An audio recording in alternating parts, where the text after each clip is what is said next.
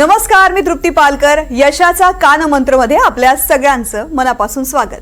आजच्या जागतिक युगामध्ये आंतरराष्ट्रीय व्यापार हा सगळ्यात मोठ्या कंपन्यांचा व्यवसाय राहिलेला नाहीये, तर लहान उद्योग, शेतकरी, व्यापारी आणि अगदी नवोदित उद्योजक यांच्यासाठी सुद्धा हे क्षेत्र मोठ्या संधीचं दालन उघडतंय. अनेक लोक या व्यवसायामध्ये पाऊल टाकतायत आणि आपल्या मेहनतीद्वारे जागतिक बाजारपेठेमध्ये आपला व्यवसाय वाढवतायत. या महत्त्वाच्या विषयावरती आपण सुद्धा मार्गदर्शन करून घेणार आहोत आणि त्यासाठी आपल्या स्टुडिओमध्ये आहेत जलज मोहन पिंगळे. सर, खूप खूप स्वागत आहे एनडीटीव्ही मराठी. नमस्कार तृप्तीजी, मला या व्यासपीठावरती बोलायची संधी दिल्याबद्दल. निश्चित, आणि मला सुद्धा अपेक्षा आहे की तुम्ही खूप सुंदर मार्गदर्शन कराल आणि आजच्या तरुण उद्योजकांना यातून अनेक संधींची उपलब्धी निर्माण होईल. तर सरांची आपण थोडक्यामध्ये ओळख करून घेऊयात. जलज मोहन पिंगळे हे कॉग्निफाय इम्पॅक्ट्स प्रायव्हेट लिमिटेडचे डिरेक्टर आहेत, तर सेफिनको एक्सपोर्ट कनेक्ट काउन्सिलचे जनरल सेक्रेटरी आहेत. तसंच सॅटर्डे क्लब ग्लोबल ट्रस्टच्या इंटरनॅशनल बिझनेस सेलचे डेप्युटी सेल हेड आहेत.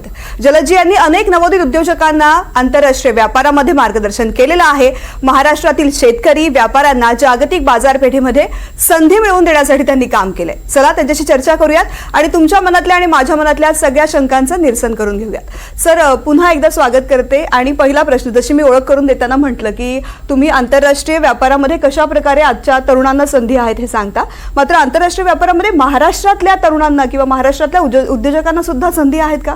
हो, भरपूर. कारण महाराष्ट्र हे एक भारताचा पॉवर हाऊस आहे आणि इथे बरेच वेगवेगळ्या पद्धतीचे क्रॉप्स लागतात आणि वेगवेगळ्या फळं किंवा भाज्यांचं उत्पादन होतं. तसंच आपल्याकडे वेगवेगळ्या कॅटेगरीजचे इंडस्ट्रीज आणि प्रोडक्ट्सचं डेव्हलपमेंट आणि मॅन्युफॅक्चरिंग होतं.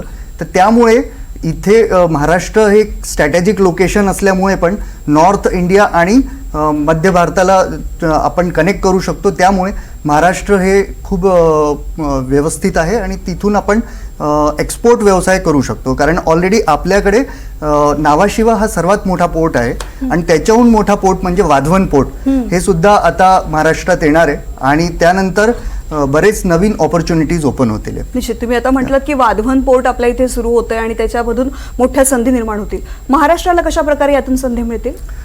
वाधवन पोर्ट ॲक्च्युली वार्षिक 300 मिलियन मेट्रिक टन जवळपास क्षमता असणारा खोल पाण्याचा स्ट्रॅटेजिक लोकेशनमध्ये असणारा हा पोर्ट असणार आहे आणि त्यामुळे आपण बरेच हायवेज, जसं समृद्धी हायवे असेल किंवा इतर जे आता फ्रेट कॉरिडोर तयार होतं त्याला डायरेक्टली कनेक्ट करणार आहोत इंडियामध्ये.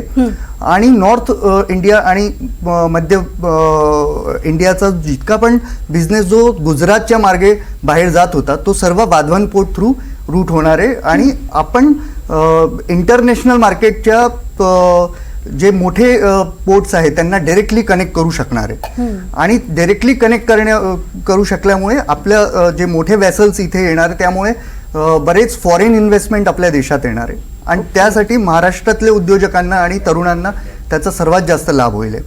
तर आपण फ्रेट सेक्टरमध्ये किंवा कोल्ड स्टोरेज सेक्टरमध्ये किंवा लॉजिस्टिक्स सेक्टरमध्ये सुद्धा आपला व्यवसाय करू शकतो. Not only in the import and export, आपण वेगवेगळ्या सेक्टर्सला आपण तिथून अपॉर्च्युनिटीज आपण बघू शकतो.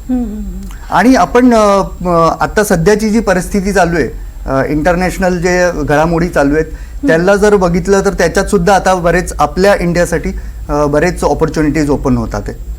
जसं तुम्ही आता म्हणताय की संधी आहेत, जेव्हा वाधवन पोर्ट सुरू होईल तेव्हा आणखी मोठ्या संधी निर्माण होतील. पण बऱ्याचदा लोकांना असं वाटतं की अशा संधी, ज्या एक्सपोर्टच्या संधी आहेत त्या मोठमोठ्या मॅन्युफॅक्चरिंगसाठीच असतात, तर जे सामान्य उद्योजक आहेत त्यांना सुद्धा याचा फायदा होईल? येस, सामान्य सुद्धा याचा फायदा होणार आहे. आणि असंच नाही की फक्त मोठ्या उद्योजकांना ही एक गैरसमज आहे की फक्त मोठे कंपन्यांनाच त्याचा बेनिफिट होतो. निश्चितच त्यांना तर होतोच, पण एका मोठ्या कंपनीला समजा मोठा प्रोजेक्ट आला असेल तर बरेच लहान कंपन्यांना, मॅन्युफॅक्चरिंग युनिट्सला त्याचा बिझनेस जो आहे तो शेअर होतो. आणि त्यामुळे आता बरेच असे प्रोफेशनल्स आहे ते सुद्धा पार्ट टाइम इम्पोर्ट एक्सपोर्टचा व्यवसाय करू शकतात. आणि बरेच प्रोफेशनल ज्यांचे वेगवेगळे स्किल्स आहे, जसं कोणाचं मार्केटिंग स्किल असू शकतं किंवा एखादी प्रोफेशनल्स आहे त्यांचं लेट्स से कंटेंट मार्केटिंगमध्ये चांगलं आहे किंवा कस्टमर कसे ग्रॅब करायचे त्याच्यात जर त्यांचं स्किल असेल तर ते इम्पोर्टर्स अँड एक्सपोर्टर्सला, माझ्यासारखे इम्पोर्टर्स अँड एक्सपोर्टर्सला कनेक्ट होऊन त्यांच्यासोबत कोलॅबोरेशन करून सुद्धा बिझनेस करू शकतात.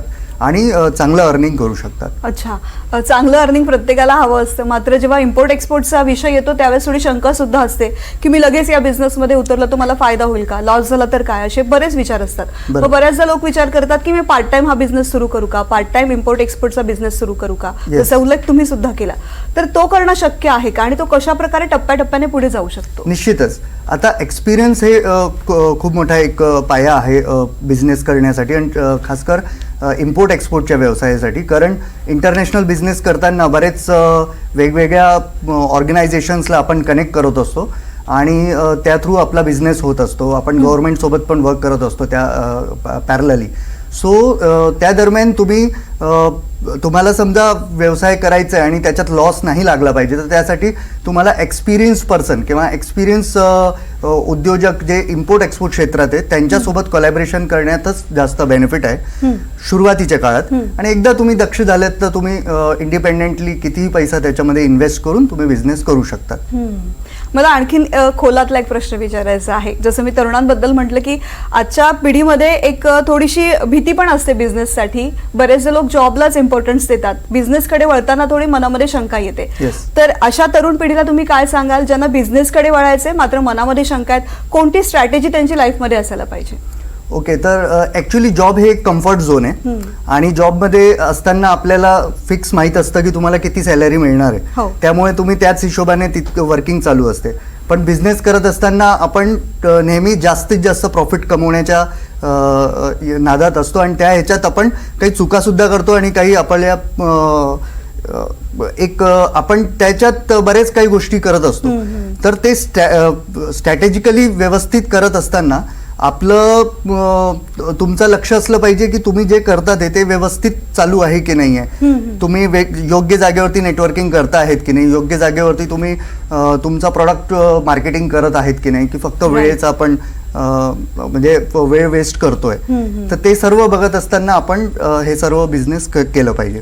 सर, एक्सपोर्टचा बिझनेस म्हटलं की इन्कम डॉलरमध्ये किंवा इंटरनॅशनल करन्सीमध्ये मिळणार असतं, त्यामुळे उत्सुकता प्रत्येकालाच असते की बिझनेस करायचा खूप प्रॉफिट होईल. पण बऱ्याचदा असं असतं की काही गोष्टींमुळे लॉसेस सुद्धा होऊ शकतात. तर अशा कोणत्या गोष्टी आहेत ज्याची काळजी हा एक्सपोर्टचा बिझनेस करताना घ्यायला पाहिजे? नक्कीच. आपण जे प्रोडक्ट सिलेक्ट करतोय त्याचं चांगलं ॲनालिसिस असणं फार गरजेचं आहे. कारण ॲनालिसिस करत असताना आपण हे बघायला पाहिजे की खरंच त्या मार्केटला त्या वस्तूची नीड आहे का. बरेच लोक एक दुसऱ्याला बघून व्यवसाय करतात, तर तसा व्यवसाय नाही करायला पाहिजे. तुम्ही दुसऱ्यांना बघत असताना सुद्धा हे बघा की तुमचा प्रोडक्ट त्या पर्टिक्युलर मार्केट फिट आहे का, किंवा आपण ज्या प्रोडक्टला तिथे एक्सपोर्ट करतोय ते त्याचं रेट ॲनालिसिस सुद्धा असलं पाहिजे. की असं तर नाही की दुसरे एक्सपोर्टर्स किंवा दुसरे इम्पोर्टर्स कमी किमतीमध्ये वेगळ्या देशातनं इम्पोर्ट करतात आणि ऑलरेडी तुमच्या वस्तूचं मग तिथे कमी भाव मिळतोय. अशा बऱ्याच गोष्टींचा तुम्हाला त्याच्यात ॲनालिसिस करण्याची गरज आहे. सर, जेव्हा नफा मिळवायचा असतो तेव्हा गुंतवणूक सुद्धा तेवढी जास्त करायला लागते, त्यामुळे गुंतवणूक या बिझनेसमध्ये खूप जास्त लागते का? कारण आंतरराष्ट्रीय व्यापार करायचं म्हटल्यानंतर तेवढे मोठे सोर्सेस निर्माण करणं किंवा विविध गोष्टींसाठी एक्सपेन्सेस सुद्धा आलेच. गुंतवणूक किती असते यासाठी? येस, तर एक स्मॉल उद्योजक 2 ते 3 लाख रुपयाच्या इन्व्हेस्टमेंट पासून पण बिझनेस करू शकतात. पण तुम्ही जितके जास्त इन्व्हेस्टमेंट करतात ते ॲक्च्युली त्याचे वेगवेगळे टप्पे आहेत. तर तुम्ही कोणत्या टप्प्यापर्यंतचा रिस्पॉन्सिबिलिटीज घेतात एक्सपोर्ट करत असताना तितकाच मोठा इन्व्हेस्टमेंट पण असतो तो.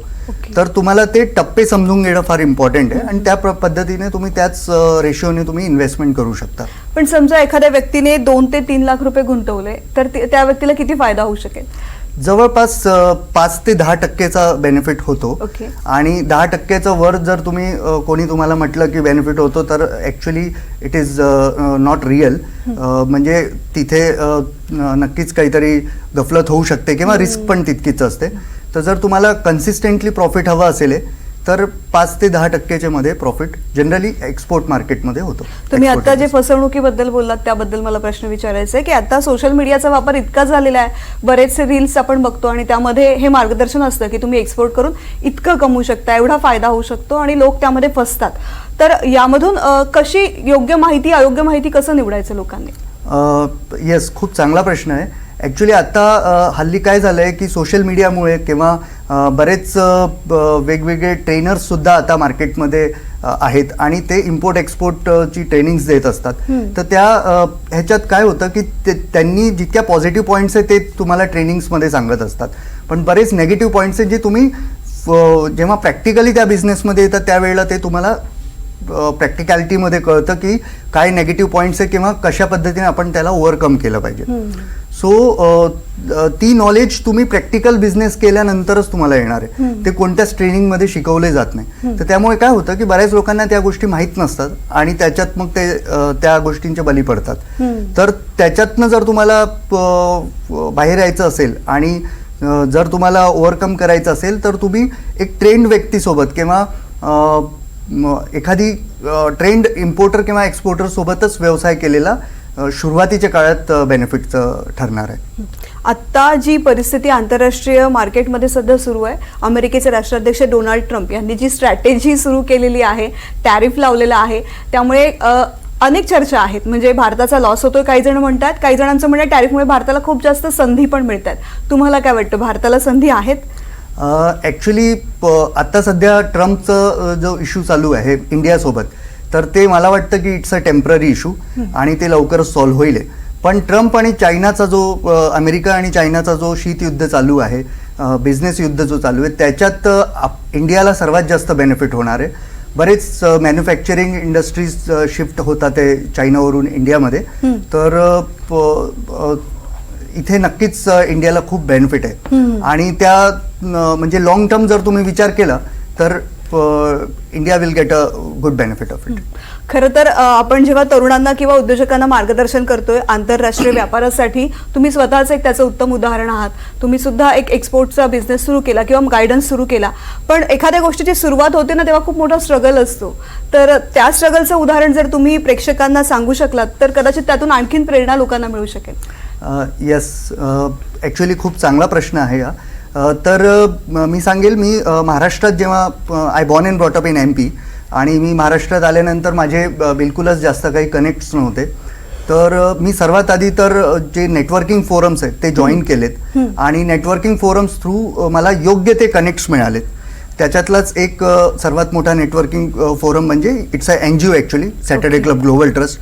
मी याच्यात मेंबर झालो आणि असे बरेच इतर पण क्लब्स आहेत, रोटरी क्लब आहे किंवा बरेच ऑर्गनायझेशन आहे, त्यांच्या थ्रू बेस्ट नेटवर्किंग हा एक मला एक मेन टूल वाटला की त्याच्या थ्रू आपण खूप चांगला बिझनेस करू शकतो आणि मला त्याचा प्रचंड बेनिफिट झालेला आहे. आणि मला सुद्धा असं वाटतं की आपल्याकडचे जे तरुण आहेत त्यांनी फक्त यूट्यूब किंवा TV वरती किंवा इतर नॉलेज घेण्यापेक्षा प्रॅक्टिकल जर नॉलेज घ्यायचं असेल तर चांगल्या नेटवर्किंगमध्ये एकदा यावं आणि त्यानंतर मग त्यांच्यातनं एक्सपिरियन्स घेऊन मग पुढे व्यवसायामध्ये त्या एक्सपिरियन्सचा यूज. साधारण किती दिवसांचं ट्रेनिंग किंवा किती दिवसांचं मार्गदर्शन घेतल्यानंतर मुलं किंवा तरुण उद्योजक आपला व्यवसाय सुरू करू शकतात?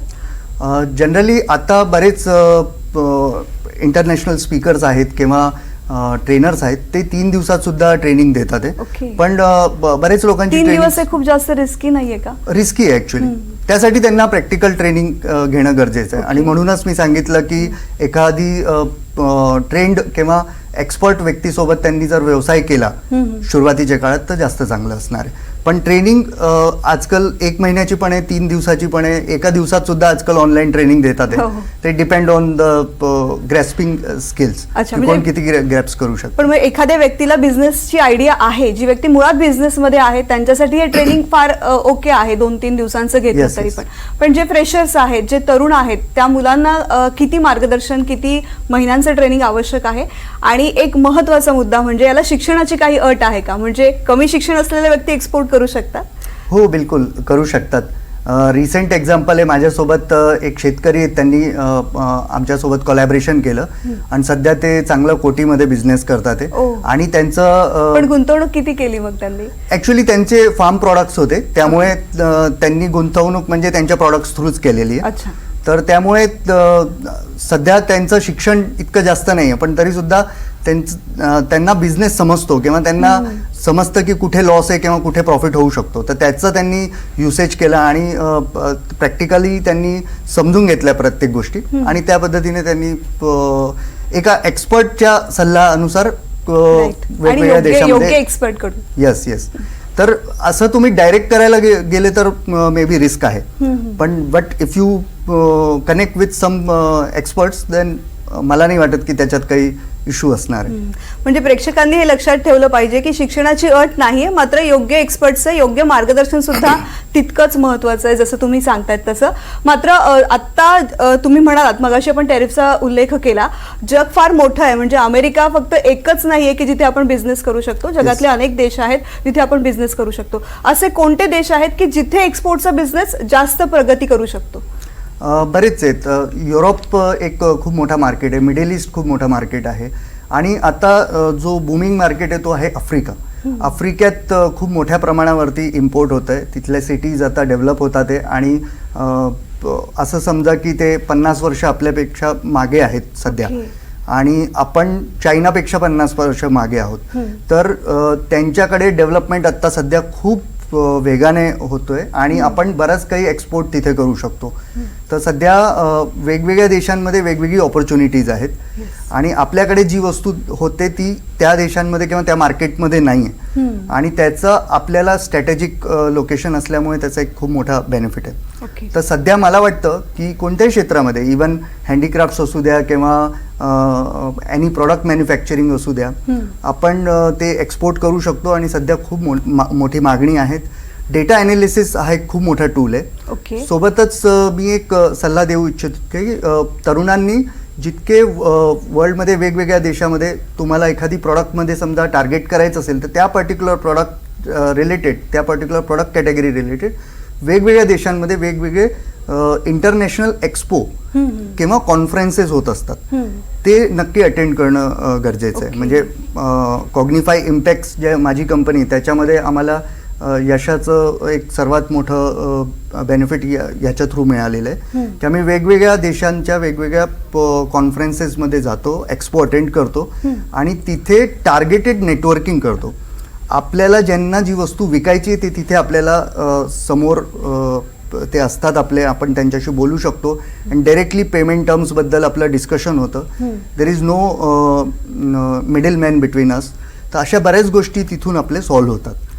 तर मला वाटतं की त्याच्यात आपले तरुणांनी लक्ष द्यायला हवं. निश्चित निश्चित. सर, असं पण आहे ना, बरीच मुलं जी असतात जेव्हा शिक्षण घेत असतात तेव्हाच त्यांचं करिअर निश्चित करण्याचा आता एक ट्रेंड आहे. बरेचसे पालक काउन्सिलरकडे जाऊन आपला मुलगा पुढे भविष्यात काय करेल याचा विचार करतात. अशीच काही मुलं असतात ज्यांना बिझनेसमध्ये इंटरेस्ट असतो, पण त्यांना आता बिझनेस करणं शक्य नाही कारण वयाची अट आहे आणि शिक्षण सुरू आहे.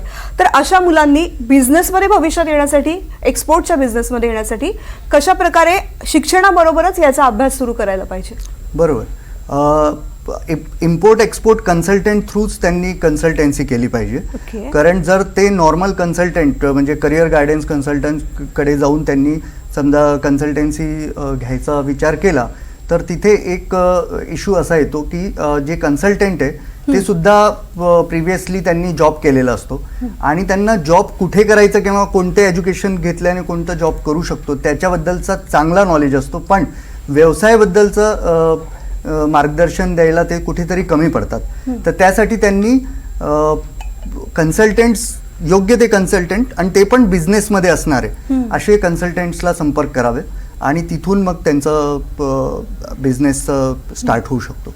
इम्पोर्ट एक्सपोर्टच्या बिझनेसमध्ये कोणते असे प्रोडक्ट आहेत ज्यांना जास्त डिमांड असते, ज्याचं बिझनेस करून जास्त प्रॉफिट कमवता येतो? प्रत्येक प्रोडक्ट आपण इम्पोर्ट किंवा एक्सपोर्ट करू शकतो. सध्या तुम्हाला सांगतो की पण जसं फार्मिंग प्रोडक्ट आहे जे नाशवंत असतात, मग त्यांची सेल्फ लाईफ कमी असते, मग त्यामध्ये थोडा लॉस व्हायची शक्यताही जास्त असते का? हो, लॉस व्हायची शक्यता असते, पण जर तुम्ही प्रॉपर नॉलेज घेतलं तर प्रत्येक प्रॉडक्टची एक शेल्फ लाईफ असते. त्या शेल्फ लाईफच्या अंतर्गत तुम्ही त्याला एक्सपोर्ट करू शकतात वेगवेगळ्या देशांमध्ये, आणि त्याचे काही टर्म्स आहेत. ते टर्म्स जर आपण फॉलो केले तर तुमचा रिस्क जो आहे तो कमी होतो, पण रिस्क आहे. ओके. मग एक्सपोर्ट बिझनेससाठी कुठल्या देशाचे जास्त टर्म्स आणि कंडिशन जास्त स्ट्रिक्ट आहेत, कठीण आहेत, आणि काही देशांमध्ये इझिली बिझनेस करता येईल? मिडल ईस्टमध्ये इझिली आपण बिझनेस करू शकतो, आफ्रिकेत इझिली करू शकतो, युरोप, ऑस्ट्रेलिया आणि अमेरिका इथे कठीण टर्म्स आहे. इवन कॅनडा पण इझिली तुम्ही बिझनेस करू शकतात. आणि सध्या काय आहे की आजकाल एअरपोर्ट्सचं नेटवर्क चांगला वाढलेलं आहे आपल्या देशात, आणि अजून पुढे वाढतो पण आहे. जसं नवी मुंबईमध्ये एक नवीन एअरपोर्ट येतोय, तर त्यामुळे आपण डेली बेसिसवरती व्हेजीस किंवा फ्रुट्स ज्या आपण वेगवेगळ्या देशांना जे बाय सी पाठवू शकत नव्हतो due to the reason of नाशवंत जे तुम्ही म्हटलं त्याबद्दल, तर आपण बाय एअर सुद्धा ते प्रॉडक्ट्स पाठवू शकतो आणि चांगला बेनिफिट त्याच्यात अर्न करू शकतो. मात्र जर समुद्र मार्गाचा जर विचार केला एक्सपोर्टचा आपण, तर बऱ्याचशा अडचणी आहेत, मग त्या नैसर्गिक अडचणी असतील किंवा इतर काही गोष्टींमुळे अशा वेळेस शिपमेंट कॅन्सल होण्याचा सुद्धा धोका असतो. तर अशा वेळेस काय स्ट्रॅटेजी असणं आवश्यक आहे? ॲक्च्युली आपण जेव्हाही कधी कुठे एक्सपोर्ट करत असतो ना, तर त्याचं सेकंड ऑप्शन आपल्याकडे नेहमीच असलं पाहिजे. की समजा आपण एखादी देशाला आपण एक्सपोर्ट करतोय आणि तिथे समजा तो माल नाही उतरू शकला किंवा काही प्रॉब्लेम्स आले, तर आपण दुसऱ्या देशात त्याला डायव्हर्ट करू शकतोय का, किंवा तो प्रॉडक्ट जर परत आला तर इथे आपण त्याला रिसेल कुठे करू शकतो किंवा किती अजून दिवस स्टोअर करू शकतो, किंवा जरी ते आपलं लॉस झालं तर वर्षभरात असे किती कंटेनर्स आहे जे आपले लॉसमध्ये जाणार आहे, तर ते आपले प्रॉफिट्सच्या अंडरमध्ये कव्हर होतात का.